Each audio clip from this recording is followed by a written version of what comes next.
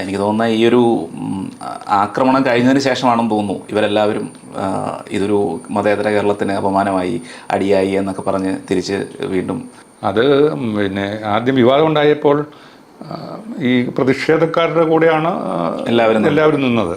കാരണം അവർക്ക് അന്ന് സാമാന്യ ജനത്തിന് കാര്യം എന്താണെന്ന് മനസ്സിലായില്ല. വിദ്യാഭ്യാസ മന്ത്രി ഇങ്ങനെ പറയുന്നു, പ്രൊഫസർ ചാൻസലർ ഇങ്ങനെ പറയുന്നു, മാനേജർ സസ്പെൻഡ് ചെയ്യുന്നു, പിന്നെ എന്നെ സസ്പെൻഡ് ചെയ്യുന്നു. അതുമാത്രമല്ല, സസ്പെൻഡ് ചെയ്യുന്നതിന് ഉപരി ഇങ്ങനെ സംഭവിച്ചതിൽ, ഞങ്ങളുടെ സ്ഥാപനത്തിലെ ഒരു അധ്യാപകനിൽ നിന്ന് ഇങ്ങനെ സംഭവിച്ചതിൽ അവർ ഖേദം പ്രകടിപ്പിക്കുക എന്ന് പറഞ്ഞു കഴിഞ്ഞാൽ കുറ്റം സമ്മതിച്ചു, ഞാൻ കുറ്റവാളിയാക്കി അങ്ങ് മാറ്റി. അപ്പോൾ അത് പിന്നീട് പിന്നെ വളരെ വലിയ ദോഷം ചെയ്തു. പക്ഷേ ഈ എന്നെ ആക്രമിച്ചു കഴിഞ്ഞപ്പോൾ പിന്നീട് ചില വാരികളിലൊക്കെ ഞാൻ ഈ സംഭവത്തെക്കുറിച്ച് മാനേജ്മെൻറ്റിനെ എഴുതി കൊടുത്ത വിശദീകരണങ്ങളൊക്കെ അതൊക്കെ എൻ്റെ സുഹൃത്തുക്കൾ ചില ആഴ്ചപ്പതിപ്പുകളൊക്കെ കൊടുക്കുകയും ഒക്കെ ചെയ്തു. അപ്പോൾ അതൊക്കെ പ്രസിദ്ധീകരിച്ച് വരികയും എൻ്റെ ചില ഇൻ്റർവ്യൂകളൊക്കെ വന്ന് കാര്യങ്ങളൊക്കെ അവർക്ക് ബോധ്യപ്പെടുകയും അങ്ങനെ പൊതുജനത്തിൻ്റെ ഒരു മനസ്സ് എന്നോടൊപ്പം വരികയും ചെയ്തപ്പോൾ ഈ പറയുന്ന സർക്കാരും രാഷ്ട്രീയ കക്ഷികളും അതുപോലെ തന്നെ അങ്ങനെ പൊതുജനം ഒക്കെ എന്നോടൊപ്പം ചേർന്ന് നിന്നു. എന്നാലും തങ്ങളുടെ അടുത്തൊരു നിലപാടിൽ നിന്ന് എനിക്കെതിരെ പോലീസ്, അതായത് ഗവൺമെൻറ് വാദിയായിട്ട് എടുത്ത മതനിന്ദാ കേസ് പിൻവലിക്കാൻ ഞാൻ അപേക്ഷിച്ചിട്ടും ഈ മന്ത്രിമാരോടും ഒക്കെ അവർക്ക് രേഖാമൂലം അപേക്ഷ കൊടുത്തിട്ടൊന്നും അവർക്ക് അതിനുള്ള ആർജവം ഉണ്ടായില്ല. കോടതി വിധി വരേണ്ടി വന്നു. അത് ഞാൻ ക്വാഷ് ചെയ്യാൻ കൊടുത്തിട്ട് പോലും അന്ന് ഭരണം മാറിയായിരുന്നു. അന്നത്തെ ഡയറക്ടർ ജനറൽ ഓഫ് പ്രോസിക്യൂഷൻസ് പുള്ളി ഒരു മുസ്ലിം സമുദായക്കാരനായതാണ്, പിന്നെ അത് പറ്റില്ല എന്നൊക്കെയുള്ള രീതിയിൽ ക്വാഷ് ചെയ്യാൻ ഗവൺമെൻറ്റിൻ്റെ ഭാഗത്തു നിന്ന് സമ്മതം ഉണ്ടായില്ല. പിന്നീട് ഞാനത് ചാർജ് ചെയ്ത് വന്നപ്പോൾ ഡിസ്ചാർജ് പെറ്റീഷൻ കൊടുത്തിട്ടാണ് ആ കേസിൽ നിന്ന് വിമുക്തനാകുന്നത്. അതുപോലെ തന്നെ മാനേജ്മെൻറ്റും ശരിക്കും മാനേജ്മെൻറ്റ് എന്നെ ആക്രമിക്കുന്നതിന് മുമ്പ് തന്നെ ഞാൻ കാര്യമായിട്ട് വിശദീകരിച്ച് കൊടുക്കുകയും കാര്യങ്ങളൊക്കെ മനസ്സിലായതാണ്. പക്ഷേ അവരെടുത്ത ഒരു നടപടിയിൽ നിന്ന് അവരും പിന്മാറാൻ തയ്യാറായില്ല. അവർ അവരുടെ പിന്നെ എന്നെ കുറ്റക്കാരനാക്കി ചിത്രീകരിച്ചത് അത് അന്നും ഇന്നും തുടരുന്നു എന്നാണ് ഞാൻ വിചാരിക്കുന്നത്. എന്നാൽ ഇതിൻ്റെ പിന്നിൽ എന്താണ് അങ്ങനെ ഒരു തീരുമാനം? ഇത്രയും ഇത് നടന്ന് ഇത്രയും പ്രശ്നങ്ങൾ നടന്നു, എന്നിട്ട് പോലും അങ്ങനെ ഒരു കൈകഴുകൽ എന്ന് വെച്ചാൽ ചെറിയ കൈകഴുകലല്ല, വളരെ വലിയ രീതിയിൽ ഈ മാനേജ്മെൻറ്റിൻ്റെ എടുത്ത നിലപാടുകൾ അത് ബുദ്ധിപൂർവമല്ല, വൈരുദ്ധ്യപൂർണ്ണമല്ല എന്ന് അവരുടെ ഇടയിൽ നിന്ന് തന്നെ സംസാരം ഉണ്ടായിട്ടുണ്ട്. അത് എനിക്കറിയാവുന്നതുമാണ്. ആദ്യം അവർ എന്നെ സംരക്ഷിക്കുകയാണ് ചെയ്യേണ്ടിയിരുന്നത്. വിശദീകരിച്ച് കൊടുത്തിരുന്നുവെങ്കിൽ ഈ പ്രതിഷേധമൊക്കെ ഒറ്റ ദിവസം കൊണ്ട് അടങ്ങിപ്പോകാവുന്നതേ ഉണ്ടായിരുന്നുള്ളൂ. പക്ഷേ അവർ എന്നെ തള്ളിപ്പറയുകയും സംഭവത്തിൽ ഖേദം പ്രകടിപ്പിക്കുകയും ഒക്കെ ചെയ്ത് പ്രസ്താവന ഇറക്കിയപ്പോൾ അത് പിന്നെ എനിക്ക് വളരെ എതിരായിട്ട് വന്നു. അതുപോട്ടെ, അതിനുശേഷം ഞാനിങ്ങനെ പിന്നെ അവർക്ക് എനിക്ക് കുറ്റപത്രം തരികയും എന്നെ സസ്പെൻഡ് ചെയ്തിട്ട് പിന്നെ എൻക്വയറി വെക്കുകയും കുറ്റപത്രം തരികയും അനുമറുപടി ഒക്കെ കൊടുത്തപ്പോൾ അവർക്ക് കാര്യം ശരിക്കും മനസ്സിലായതാണ്. അല്ലെങ്കിൽ എൻക്വയറിയും കൂടെ നടത്തിയിട്ട് വേണമെങ്കിലും ഇതിൻ്റെ അകത്ത് കുഴപ്പമില്ല എന്ന് വിചാരിച്ചിട്ട് എന്നെ തിരിച്ചെടുക്കാവുന്നേ ഉണ്ടായിരുന്നുള്ളൂ. അതും മാനേജ്മെൻറ്റ് അതിനും തയ്യാറായില്ല.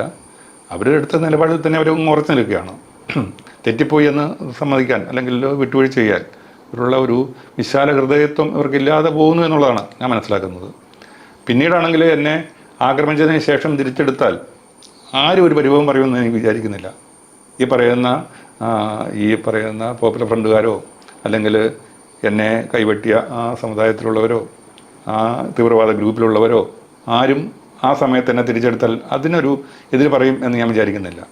അപ്പോഴും തിരിച്ചെടുക്കാൻ കൂട്ടാക്കാതെ എന്നെ ഡിസ്മസ് ചെയ്യുകയാണ് ചെയ്തത്. അതെ അതെ അതെ. അതിനുശേഷം 2013 കോടതി എന്നെ കുറ്റവിമുക്തമാക്കി.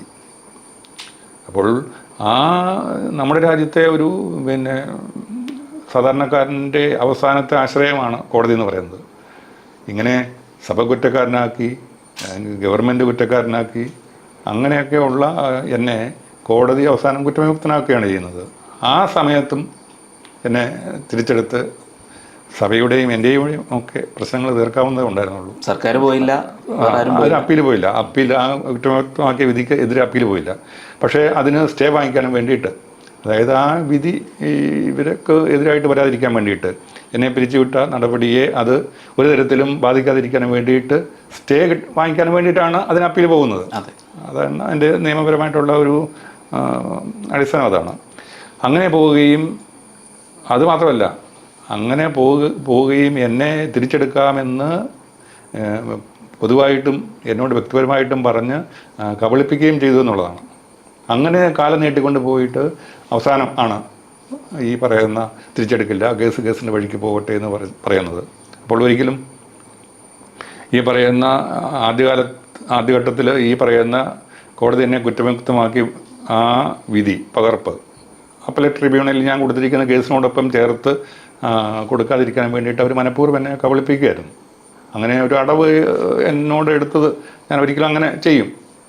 ഈ സത്യത്തിൻ്റെയും ഒക്കെ വക്താക്കളായിട്ട് ഇങ്ങനെ നിൽക്കുന്നവരുടെ ഭാഗത്തു നിന്ന്, അവരുടെ ഭാഗത്തു നിന്നല്ല, ഒരു സാധാരണക്കാരുടെ ഭാഗത്തു നിന്ന് പോലും അതുപോലുള്ളൊരു വഞ്ചന ഉണ്ടാകുമെന്ന് ഞാൻ പ്രതീക്ഷിച്ചില്ല. അപ്പോൾ അങ്ങനെ ആ കാലം കഴിഞ്ഞ് ഇനി കേസ് വാദം കേൾക്കാനുള്ള അവസരം ഉണ്ടാവില്ല എന്നൊക്കെ മനസ്സിലായി കഴിഞ്ഞപ്പോഴാണ് അവർ തിരിച്ചെടുക്കില്ല, കേസിൻ്റെ വഴിക്ക് പോകട്ടെ എന്നൊക്കെ പറയുന്നത്. അങ്ങനെ സഭയുടെ ഭാഗത്തു നിന്നും എനിക്ക് കഠിനമായിട്ടുള്ള ഒരു വഞ്ചന, അതിലാണ് എനിക്ക് ഏറ്റവും കൂടുതൽ സങ്കടം. അവർ എന്നെ പിരിച്ചുവിടും, അല്ല തിരിച്ചെടുക്കില്ല എന്നൊക്കെ അവർ ചെയ്യാൻ ഉദ്ദേശിക്കുന്ന നടപടിക്രമങ്ങളൊക്കെ കൃത്യമായിട്ട് പറയുകയും എനിക്ക് അതനുസരിച്ചിട്ടുള്ള നടപടികൾ സ്വീകരിക്കാമായിരുന്നു. പക്ഷേ അതിനൊന്നും എനിക്ക് അവസരം തരാതെ എന്നെ ഇങ്ങനെ കബളിപ്പിച്ചു. അങ്ങനെ ആ കബളിപ്പിക്കലിൻ്റെ അനന്തരഫലമായിട്ടാണ് എൻ്റെ ഭാര്യ മരിക്കേണ്ടിയൊക്കെ വരുന്നത്. അപ്പോൾ അത് എന്നോട് ചെയ്ത, എൻ്റെ കുടുംബത്തോട് ചെയ്ത വലിയൊരു സങ്കടം ആയിട്ടാണ് ഞാൻ എപ്പോഴും മനസ്സിലാക്കി. എനിക്ക് തോന്നുന്ന അക്രമികളെക്കാൾ കൂടുതൽ ആക്രമിച്ചു എന്ന് പറയുമ്പോൾ അതൊരു അപകടം എന്ന് മാത്രമേ ഉള്ളൂ.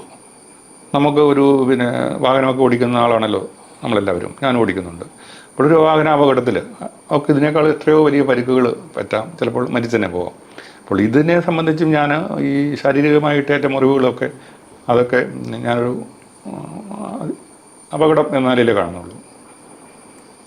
ആ അപകടം കൊണ്ട് എനിക്ക് അല്പം അംഗവൈകല്യമൊക്കെ ഉണ്ട്.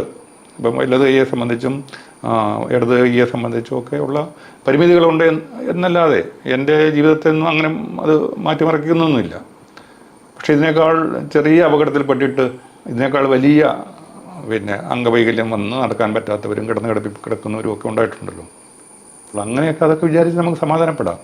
പക്ഷേ എന്നോടൊപ്പം നിൽക്കേണ്ടിയിരുന്നവർ, അതുവരെയും ഞങ്ങൾ ഒരുമിച്ച് പ്രവർത്തിച്ചവർ, ഒരുമിച്ച് ഭക്ഷണം കഴിക്കുകയും ഒരുമിച്ച് പ്രവർത്തിക്കുകയും ചെയ്ത ആളുകളൊക്കെ, സൗഹൃദം പങ്കിട്ടവരൊക്കെ അങ്ങനെ ഉപേക്ഷിക്കുക മാത്രമല്ല വഞ്ചനാപരമായിട്ട് ഉപേക്ഷിച്ചു എന്നുള്ളതാണ് കൂടുതൽ സങ്കടകരമായിട്ട് വരുന്ന കാര്യം.